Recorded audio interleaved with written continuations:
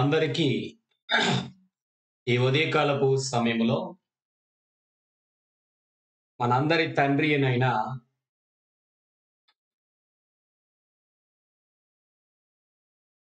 దేవాతి దేవుని పరిశుద్ధమైన నామములో ప్రభువైన యేసుక్రీస్తు వారి సముఖమందు మీ అందరికీ కూడా ఈ ఉదయకాలపు శుభములు, వందనములు తెలియజేస్తున్నాను. ఆ రీతిగానే మనందరి తండ్రి అయిన దేవుడు స్తుతింపబడును గాక. మీరందరూ క్షేమంగా ఉన్నారని ఆశపడుతున్నాను.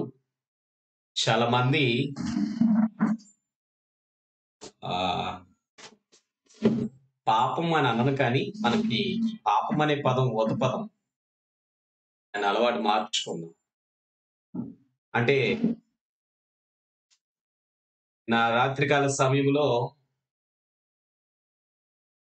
కృతజ్ఞత కూడికలో కూడుకొని మరలా ఉదయాన్నే నన్ను లేపేశారు, డిస్టర్బ్ చేశారని కాకుండా చాలా ఆసక్తితో మరలా ప్రభు సన్నిధిలో పాలు పంచుకుంటూ ఉన్నారు. మంచి విషయం అండి. అందును బట్టి మానవులుగా నేనే సంతోషిస్తున్నానంటే సృష్టికర్త అయిన దేవుడు మరి ఎక్కువగా సంతోషిస్తారు. మీ అందరికీ కూడా పేరు పేరున హృదయపూర్వక వందనములు. దేవుడు మనకు అనుగ్రహించిన ఈ ఆయుష్ను ఆయనలో ఆనందించడానికి ప్రార్థనాపూర్వకంగా మనం ఈ సంవత్సరములో ఈ మొదటి దినము, మొదటి ఉదయకాలపు సమయాన్ని ప్రారంభించుకుందాం. ప్రతి ఒక్కరూ ప్రార్థనలో ఏకీభవించండి.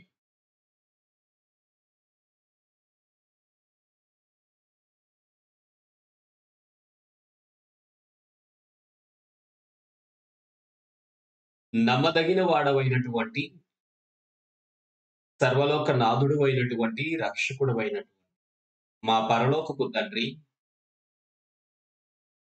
మీ పరిశుద్ధమైన శ్రేష్టమైన నామమునకు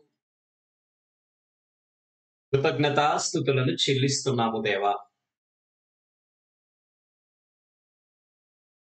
గడిచిన కాలము కృపలో మమ్ము కాచి కాపాడి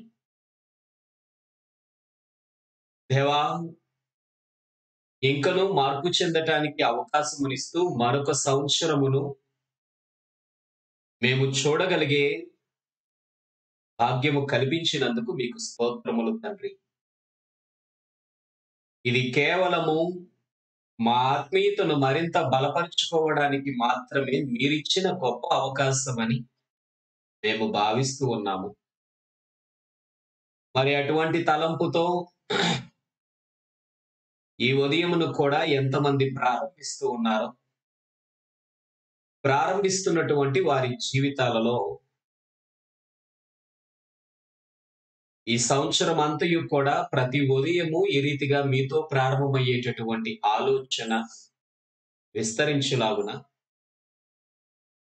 ప్రభు యొక్క దైవ ధ్యానములో కొనసాగినప్పుడు నా యావత్తు జీవితము కూడా, ఆ దినం అంతయు కూడా ప్రభువునకు ప్రీతికరముగా నడుచుకొనగలుగుతాననే తలంపుతోనూ నడిపించమని మిమ్మల్ని బ్రతిమిలాడుతూ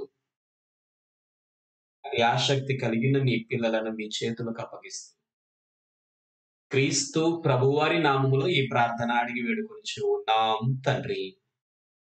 ఆమేన్.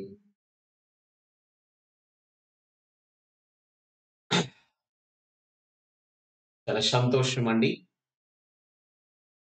ప్రభు యొక్క సన్నిధానంలో ఇలా కలుసుకోగలుగుతున్నాం. ఒక చక్కని కీర్తన సమయంలో మనం ఆలకిద్దాం. చాలా చక్కగా రాగయుక్తంగా పాడగలిగి ఆత్మీయతలో మనల్ని బలపరచగలిగేటటువంటి సహోదరులు తిరుమలరావు గారు పాడినటువంటి పాటను ముఖ్యంగా ఈ సంవత్సర ప్రారంభమును ఉద్దేశించి ఎన్నుకున్నటువంటి కీర్తన మనందరం కూడా విందామండి. మీరందరూ కూడా ఈ కీర్తనలో ఏకీభవించవలసిందిగా ప్రేమతో కోరుతూ ఉన్నాము.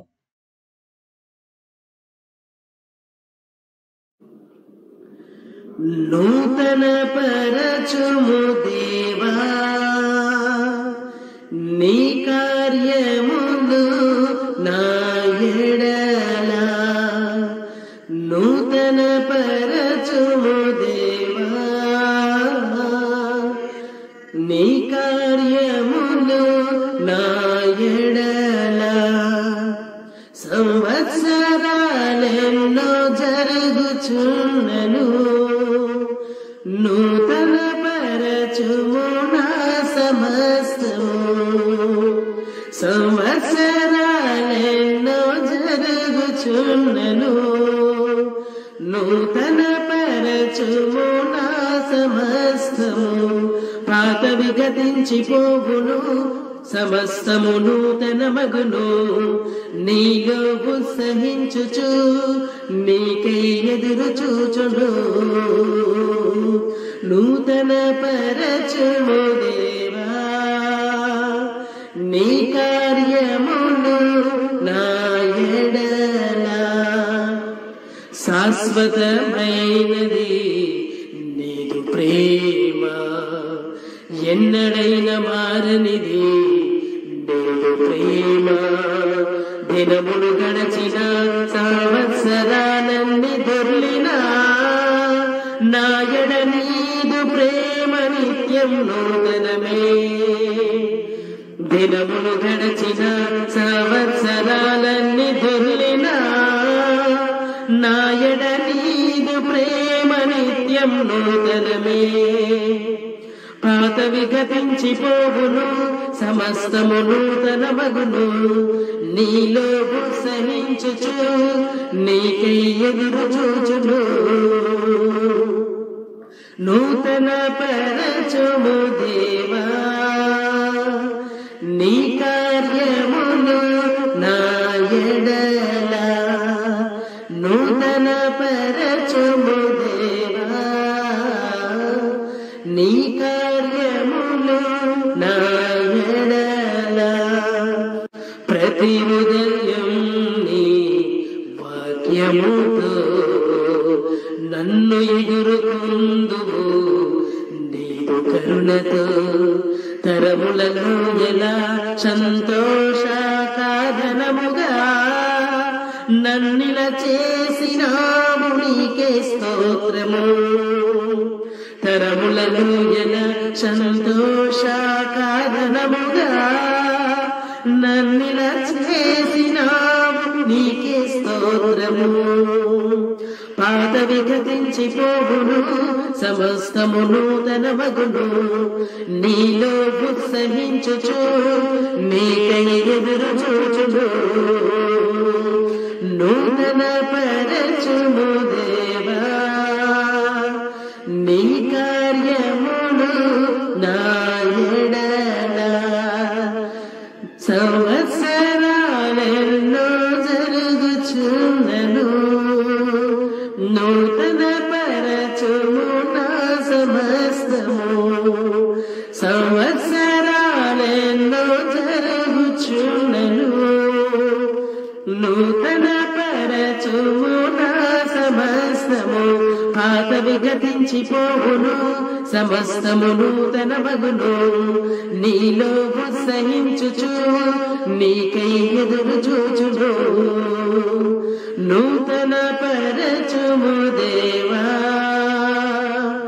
నీ కార్యములు నా ఎడల నూతన పరచుము దేవా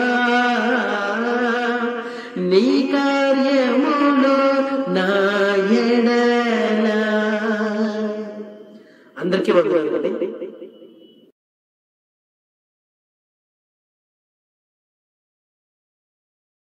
చాలా చక్కగా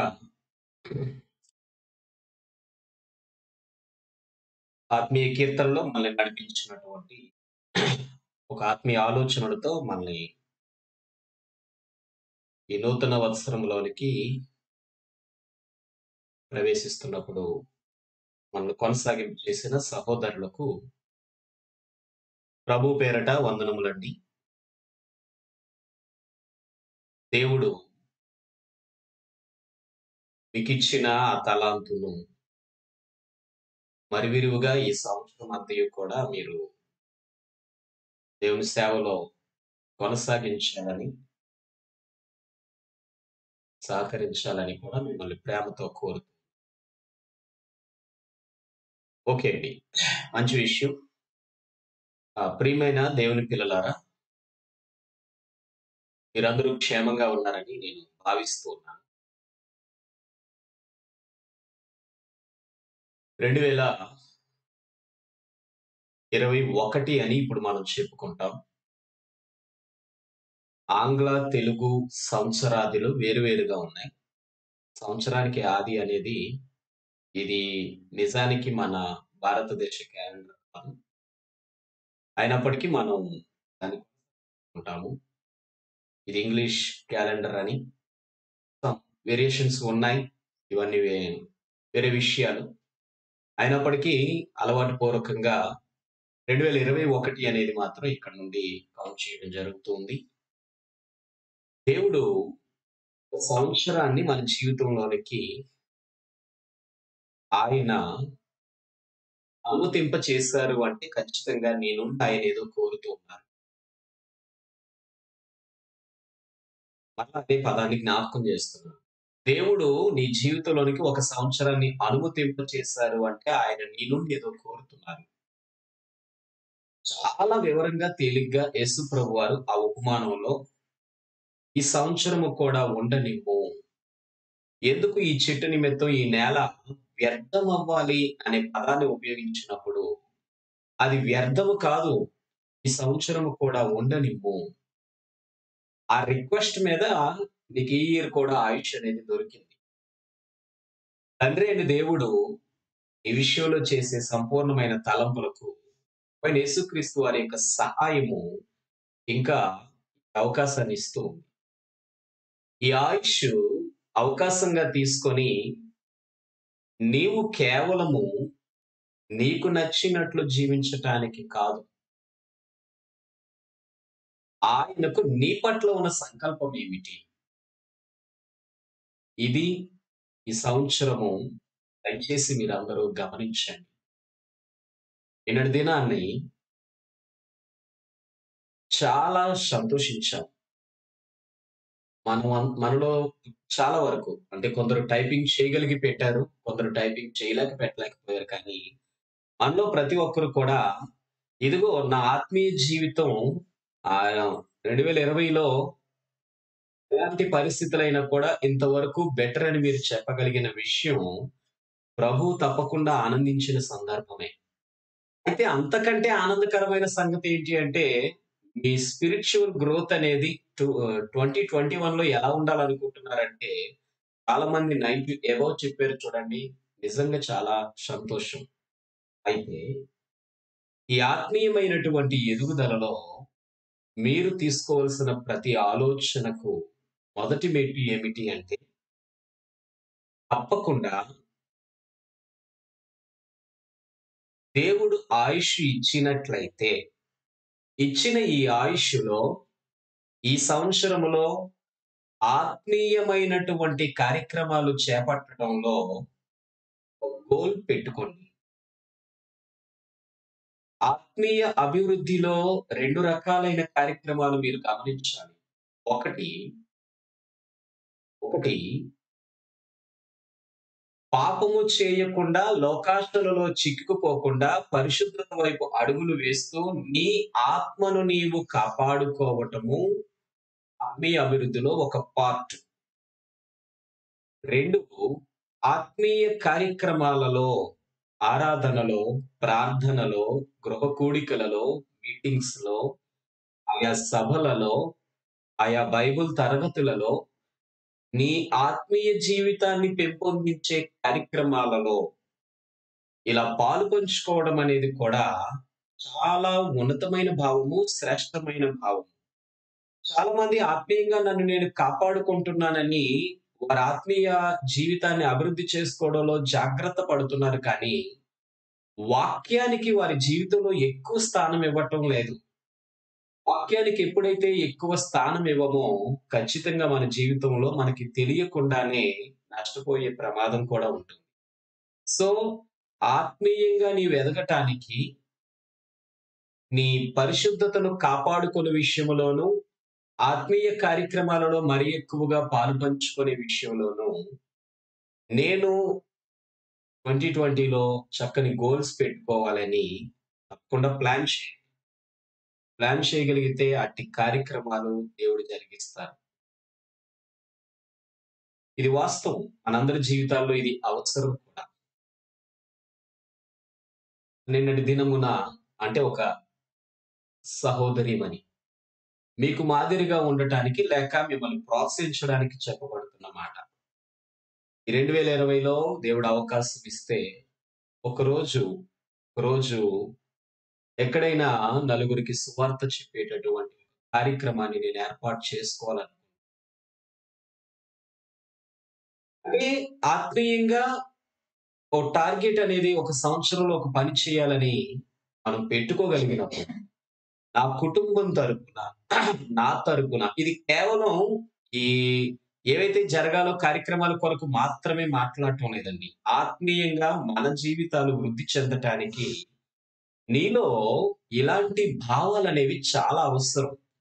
వాటిని దేవుడు నీకు ఎలా అనుగ్రహిస్తారు అంటే, నీవు సంపూర్ణంగా ప్రార్థన మీద ఆధారపడి, వాక్యం మీద ఆధారపడి, నీ తలంపులు ఎప్పుడు ఆత్మీయంగా ఆలోచిస్తున్నప్పుడు మాత్రమే ఇలాంటి భావాలనేవి. కనుక దయచేసి ఈ రోజుతో ప్రారంభమవుతున్న 2021ని తప్పకుండా మీరు విడిచిపెట్టకండి. ఆత్మీయంగా అభివృద్ధి చెందటానికి ప్రయత్నించండి. వీటిల్లో ద బెస్ట్ సజెషన్‌గా నేను చెప్పగలిగే సంగతి ఏంటంటే, ప్రాణం పోయిన అవకాశం ఉన్నంత వరకు ప్రభువే నిన్ను కనికరించకపోతే తప్ప కరోనా వైరస్ లైక్ దట్ నీ అంతట నీవుగా ఆదివారం ఆరాధన మానివేయకు. ప్రపంచములో నీకంటూ అది లేకపోతే జీవితం వ్యర్థం. ఏ స్థలాన ఉన్నా ముందు దాన్ని ప్లాన్ చేసుకో. ఈరోజు కార్యక్రమాలు చూసుకొని వాటిని బట్టి ఆరాధన ప్లాన్ చేసుకునేవారు చాలా మంది క్రైస్తవులు. కార్యక్రమాలు లేకపోతే ఆరాధనకు నీవు రావడము ప్రభువుకి నీవిచ్చిన ప్రాముఖ్యత ఎలాగవుతుందండి? నీ పనులను తగ్గట్టుగా నీవు చూసుకొని వాటికి తర్వాత నీవు ఆరాధనను ప్లాన్ చేసుకోవడం అనేది నీ జీవితంలో సరైన విధానం కాదు. ఎన్ని ఉన్నా ఆరాధనకు తర్వాతే అనేటట్టుగా ప్లాన్ చేసుకోవడం అనేది నీ జీవితానికి ఇంపార్టెంట్. అది తప్పకుండా ఆలోచించండి. రెండవది, అవకాశం ఉంటే కాదు చేసుకుంటే మంచిది. ప్రతి ఉదయము ఈ అరగంట సమయము ప్రభువుతో తప్పకుండా ఈ సంవత్సరం అంతా గడపాలి, దేవుడు నాకు ఆయుష్ ఇస్తే అని ఒక నిర్ణయం తీసుకోండి. ఇలా మాట్లాడటంలో నా స్వార్థము లేకపోలేదు. నా స్వార్థము అంటే వాక్యాన్ని వినిపించాలి, సంఘము పట్ల, సంఘ కార్యక్రమాల పట్ల ఉన్న తపనలో కొంత దాహాన్ని ఈ రీతిగా తీర్చుకోవాలనేది సేవకులుగా మా జిజ్ఞాస. కాకపోతే ఆ స్వార్థము కూడా కేవలము సంఘము కొరకే అనేటటువంటి సంపూర్ణ ఆలోచన దేవుని మాటలు వింటున్న మీలో ప్రతి ఒక్కరికి ఉండాలని నేను కోరుతూ ఉన్నాను. అంటే స్వార్థం అనేది కేవలము 10 or 20% అయితే మిగతా అంతా కూడా ఉదయాన్నే అరగంట సమయములో కేవలము మీ మనస్సు ప్రభువుతో ముడిపెట్టినప్పుడు ఎక్కడో ఒక చోట ఆ రోజు నీవు తప్పిపోతున్న సమయాలలో ఈ వాక్యము నిన్ను చేస్తూ ఉంటుంది. పాపములో పడిపోకుండా, తప్పిపోనివ్వకుండా అది నిన్ను నడిపిస్తూ ఉంటుందనే ఒక ఆశ ఎక్కువగా ఉంది. కనుక ఈ ప్రయత్నము ఈ దినము మొదలుకొని చేయటానికి ప్రయత్నించండి. 2021లో ఈ కాన్సెప్ట్ తో మీరు ప్రారంభమైతే ఆత్మీయ జీవితములో బహు విస్తారముగా అభివృద్ధి చెందుతారు. అంతేకాదు, నేను మీకు చెప్పలేనివి, ఈ మాటలు నేను కేవలం సంఘస్థులతోటే మాట్లాడటం లేదండి. క్రైస్తవులైన వారు ఎంతమంది పాలు పంచుకుంటున్నారో వారందరికీ వర్తించే మాటలు ఇవి. మీ స్థానిక సంఘాలలోను, మీరు కూడుకుంటున్న మీ యొక్క స్థానిక పరిధిలోను, అలాగనే మీ కుటుంబంలోను ఈ ఆత్మీయ ఆలోచనలనేవి ఎంతో విస్తారమైన అభివృద్ధిని మీ జీవితాల్లో కలిగిస్తాయని మీకు జ్ఞాపకం చేస్తున్నాం.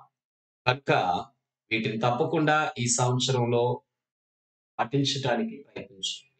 మరి ముఖ్యంగా ఈ మనం చెప్పుకున్న విషయాలు కేవలము అందరిని ఉద్దేశించి మనం చేయగలిగే విషయాలు. కానీ వీటితో పాటు అడిషనల్‌గా మీరేదైతే ఇంకా ప్రభు కొరకు ఆలోచించగలరో, చేయగలరో, కొందరు మీరు చక్కగా పాటలు రాయగలగొచ్చు, పాడగలగొచ్చు, వాక్యాన్ని ప్రెజెంటేషన్ చేయగలగొచ్చు, వాక్యాన్ని చదవవచ్చు, చెప్పవచ్చు.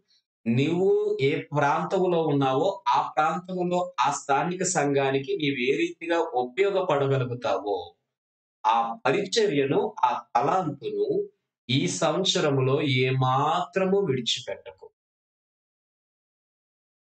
దయచేసి ఏ వంకలు చెప్పకండి. ఏ పరిధిలో, ఏ తలాంతులో, ఏ పరిచర్యలో నీవు ఉపయోగపడగలవో, యావత్తు సంఘము కొరకు, నీ కుటుంబం కొరకు ఖర్చు చేయి. ఆత్మీయమైన సంగతులే నేను మాట్లాడుతున్నాను. ఖర్చు అనేది ధనానికి సంబంధించింది కాదు. నీ ఆత్మీయతకు సంబంధించింది. అలాంటి మంచి నిర్ణయాలతో మీరు ఈ దినము ప్రారంభించగలిగితే శ్రేష్టముగా ఉంటుందని దేవుని వాక్యము నుండి భావిస్తున్నాను. ఒక చక్కని విషయాన్ని నేను ఎండింగ్ డే 5 మినిట్స్ ఎక్కువ తీసుకున్నాను. ఈ ప్రారంభ రోజున 5 మినిట్స్ మరలా ఎక్స్ట్రా తీసుకుంటాను. ఈరోజు ఒక చక్కని విషయాన్ని జ్ఞాపకం చేసి నేను ముగిస్తాను. చూడండి, మీకు ఇవ్వబడిన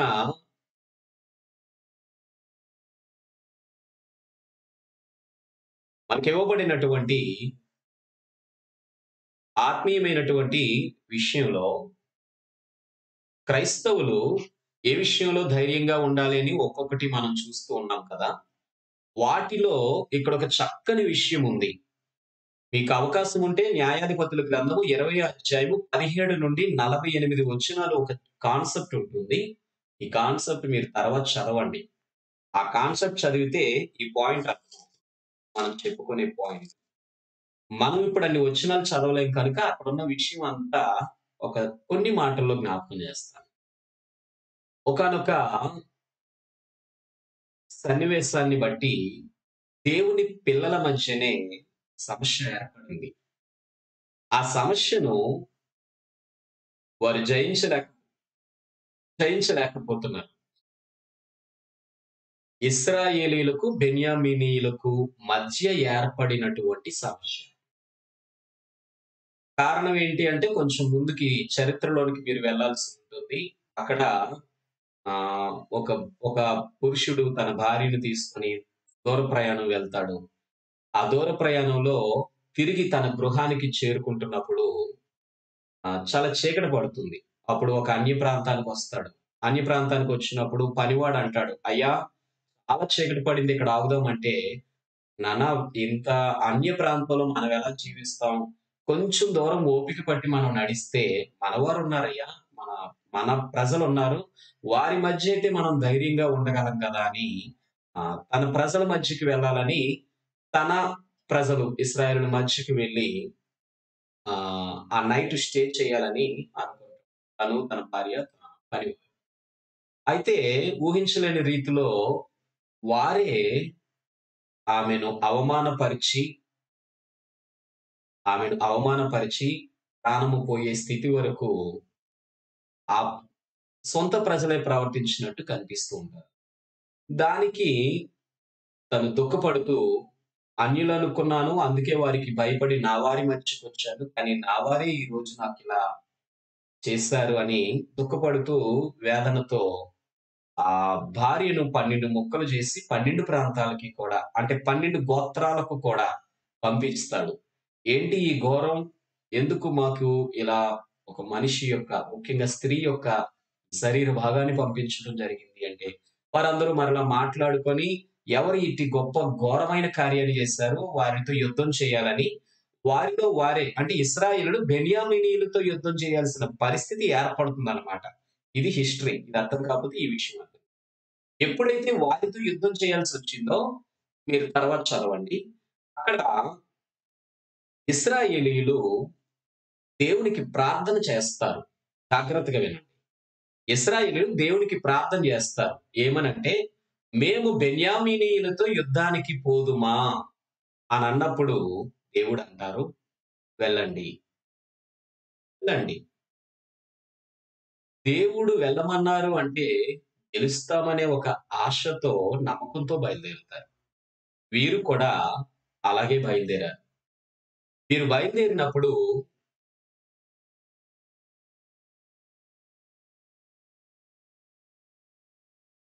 బయలుదేరినప్పుడు ఓడిపోయి వెనుదిరిగారు. నాకు అర్థం కాలే. వెళ్ళమన్నది ఆయనే, వెళ్ళాం. ఎందుకు ఓడిపోయాం? మరలా దుఃఖంతో బాధపడుతూ మరలా ప్రార్థన చేశారు. అయ్యా నువ్వు వెళ్ళమన్నావని వెళ్ళాం. మరలా నిన్నే అడుగుతున్నాం, వెళ్ళమంటావా? వెళ్ళండి, మరలా వెళ్ళండి అన్నారు. మరలా వెళ్ళారు, మరలా ఓడిపోయారు. మరలా ఏడుస్తూ దుఃఖపడుతూ, అయ్యా నువ్వు వెళ్ళమన్నావనే కదా వెళ్తున్నాం. చూడు మన వారు ఎంతమంది చనిపోతూ ఉన్నారో.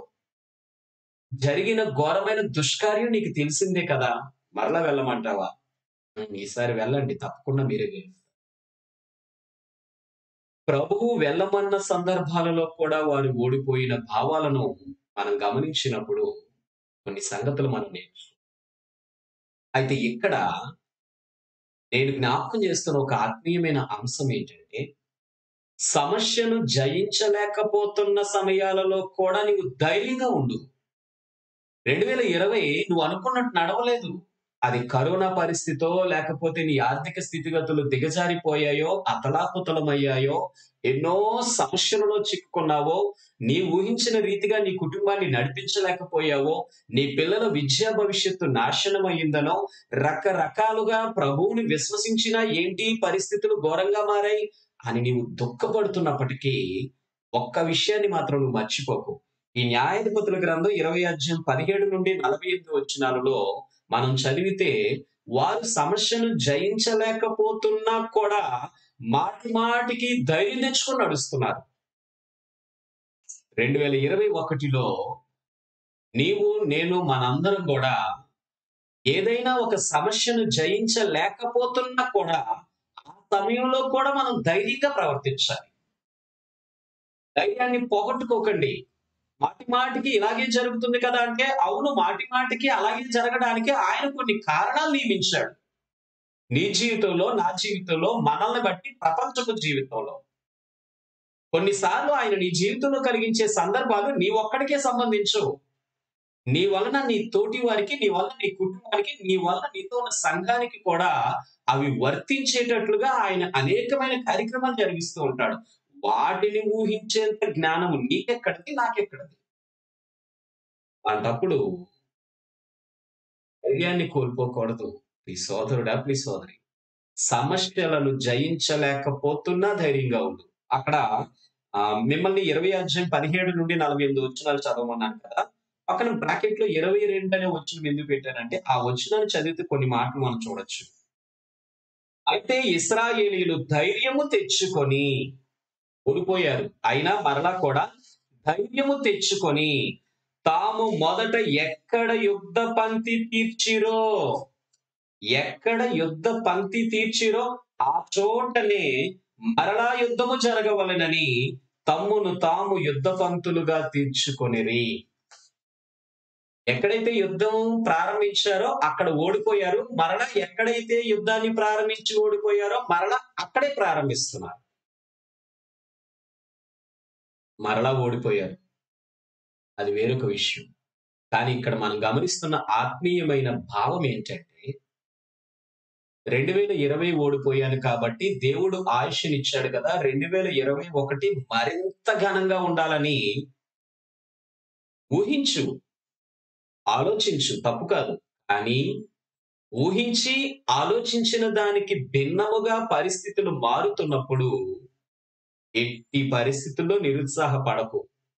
అది కేవలం నీ మేలు కొరకు, నీతో ఉన్నవారి మేలు కొరకు ఆయన వాటన్నిటినీ జరిగిస్తున్నాడని నమ్ము. ఇక్కడ వారు మొదట ఎక్కడ యుద్ధ పంక్తులు తీరారో మరలా అక్కడే యుద్ధ పంక్తి తీరారు.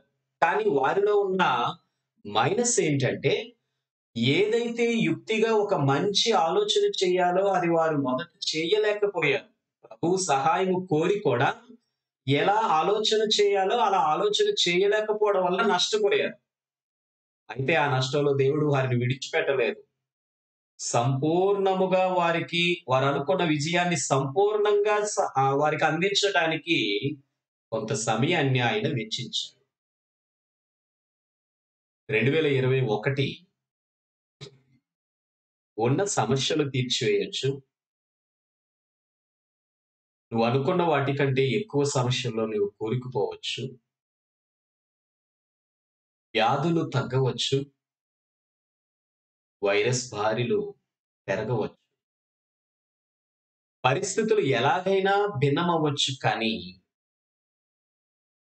నువ్వెక్కడ మొదలు పెడుతున్నావో అక్కడే మాటి మాటికి నీ విశ్వాసాన్ని బలపరుచుకుంటూ ధైర్యం తెచ్చుకొని యథావిధిగా ప్రభు మీద ఆనుకొని నడుచుకుంటూ వెళ్తే సమస్యను జయించలేకపోయే సందర్భాలలో కూడా నీవు ధైర్యంగా అడుగులు వేస్తే, ఇదిగో నీ స్థిరమైన ఆత్మీయ విషయములో, ఆత్మీయతలో అభివృద్ధి చెందడంలో ఖచ్చితంగా దేవుడు ఆయుష్ ఇచ్చి ఈ సంవత్సరం చివరి వరకు కూడా నడిపిస్తే ఖచ్చితంగా నువ్వు సక్సెస్ అవుతావు, విజయము సాధిస్తావు. కరోనా సమయంలో మరి మీరెంతవరకు ఏ రీతిగా ఆత్మీయతలో వృద్ధి చూశారో నాకు తెలియదు, కానీ నిజానికి అలాంటి పరిస్థితుల్లోనే దేవుని వాక్యానికి ఇంకా ఎక్కువ దగ్గరయ్యి ఎక్కువ వర్క్ చేయగలిగేటటువంటి అవకాశం అయితే నాకు దొరికింది. అంటే అది మేలు కీడు అని నేను చెప్పలేను. సాధారణంగా సంఘంతో సహవాసం చేసిన సమయాలలో ఎక్కువగా కార్యక్రమాలు కలిగి ఉన్నప్పుడు ఈ దేవుని పనిలో ఎక్కువగా వాటిని టైప్ చేసి లేక కొన్ని విషయాలను ఇతరులకు అందించి అలాంటి వాటిలో ఆ సమయాన్ని వెచ్చించలేకపోయాను. కానీ నాకు ఆ రీతిగా ఆ ఆత్మీయ కార్యక్రమంలో నాకు ఆ రీతిగా మేలు జరిగింది. మీరు ఆలోచన చేస్తే ప్రతి ఒక్కరికి కూడా దేవుడు సమస్త పరిస్థితులు భిన్నంగా ఉంచినా, విభిన్నంగా మార్చినా ఖచ్చితంగా అవి వారికి అనుకూలంగా ఉండేటట్టు మార్చుకునే ప్రయత్నాలు చేసినప్పుడు ఆత్మీయ అభివృద్ధిలో ఒక అడుగు ముందుకే వెళ్తుంది తప్ప ఎక్కడ దిగజారి పరిస్థితులు మాత్రము కనబడవు. కనుక 2021 మాటిమాటికి ఇయర్ ఎందుకు జ్ఞాపకం చేస్తున్నానంటే, ఒక సంవత్సరాన్ని మారాము, అది దేవుడిచ్చిన ఆయుష్, దేవుడిచ్చిన కృప అని జ్ఞాపకం చేసుకొని ఈ సంవత్సరం అంతా కూడా పూర్తిగా ప్రభువుకి మనం లోబడి ఉండాలి అని. కాబట్టి సమస్యను జయించలేకపోతున్నప్పుడు ధైర్యాన్ని కోల్పోకు. అక్కడ ఇశ్రాయేలు బెన్యామీనీయులే యుద్ధం చేసుకోవాల్సి వస్తూ ఉండేది. వెళ్ళండి మీరు అని ఆయనే అనేవారు. అయినా కూడా జయించలేకపోయేవారు. కానీ ధైర్యం మాత్రం తెచ్చుకుని కొనసాగుతూ ఉండేవారు. సత్య సంబంధమైన పోరాటము విజయముతో ముగించబడుతుంది. వాస్తవం. నీ ఆత్మీయ అభివృద్ధి కొరకు నువ్వు చేసే ప్రతి ప్రయత్నము దైవ సాన్నిధ్యములో ముగించబడుతుంది. సత్యం. ఆలోచించండి. ఎలాంటి భూ సంబంధమైన తలంపులు లేకుండా నిష్కల్మష హృదయాలతో ఈ సంవత్సరాన్ని ప్రారంభించండి. ముఖ్యముగా ఆరాధనల యందు, ప్రార్థనల యందు, ఆత్మీయ ఆలోచనల యందు ప్రభువుతో సమయాన్ని గడపటానికి మీ మనస్సును పెట్టండి.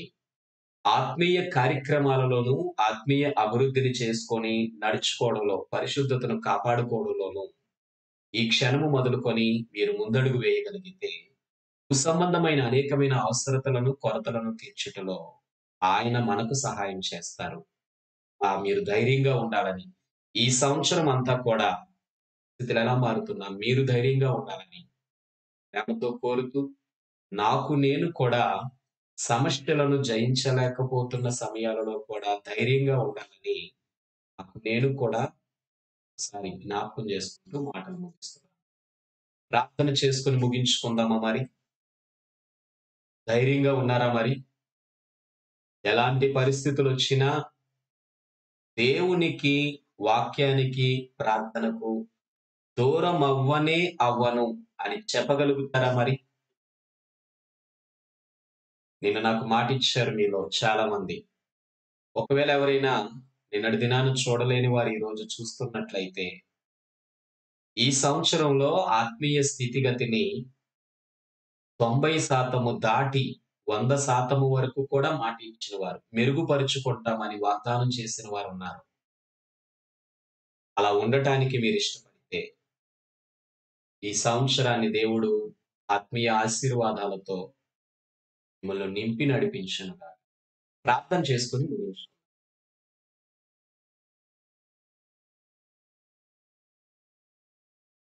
ప్రేమ కలిగిన మా తండ్రి, పరిశుద్ధుడైన మా ప్రభువా, మీ ఘనమైన నామమునకు స్తోత్రములు తండ్రి.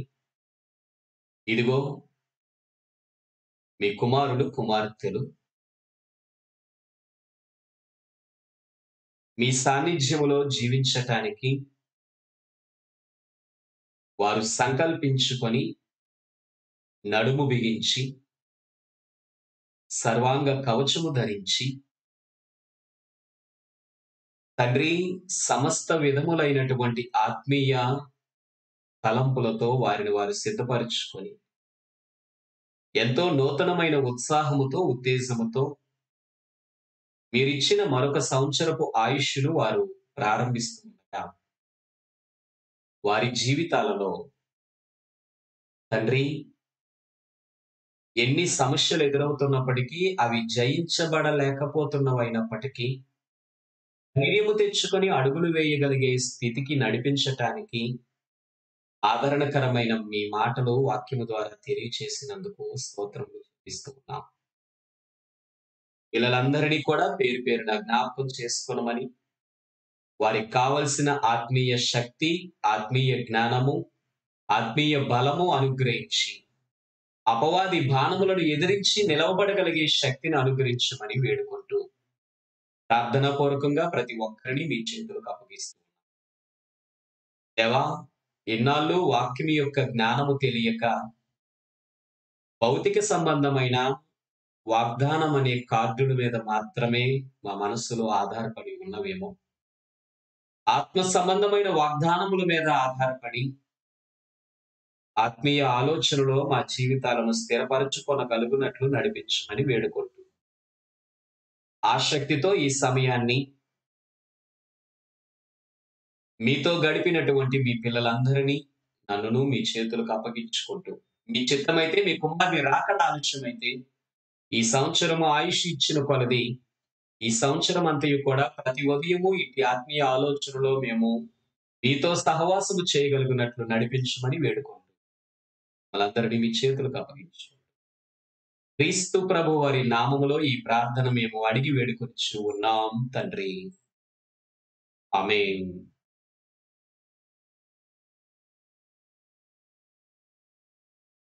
అందరికీ కూడా ప్రభువైన యేసుక్రీస్తు వారి నామంలో వందనములండి.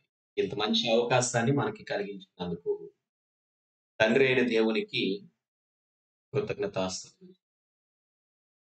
గమనించండి, ఈ ఉదయకాలపు ప్రత్యక్ష ప్రసారము 5 నుండి 5:30 అరగంట సమయము స్థానిక సంఘస్థుల కొరకు మాత్రమే కాదు, క్రైస్తవులైన వారి కొరకు అందరి కొరకు కూడా ఇది కేటాయించడం జరిగింది. అందుకనే మన సంఘమునకు సంబంధించిన ఏ కార్యక్రమాల గురించిన విషయాలైనా కూడా ఉదయకాలపు తక్కువ సమయంలో ప్రస్తావించబడవు. అనౌన్స్మెంట్స్ కానీ, ఇతరత్ర విషయాలు కానీ, ఏమైనా మంచి చెడులన్నీ కూడా, ఆరోగ్య అనారోగ్య అవసరతలన్నీ కూడా మనకు సంబంధించినవి ఏమైనా కేవలము స్థానిక సంఘాలకి ఉన్న వాట్సాప్ గ్రూప్స్ లో మాత్రమే పోస్ట్ చేయబడుతుంది, లేక పడుతూ ఉంటుంది. ఆ విషయాన్ని ప్రతి ఒక్కరూ గమనించాలని, సహకరించాలని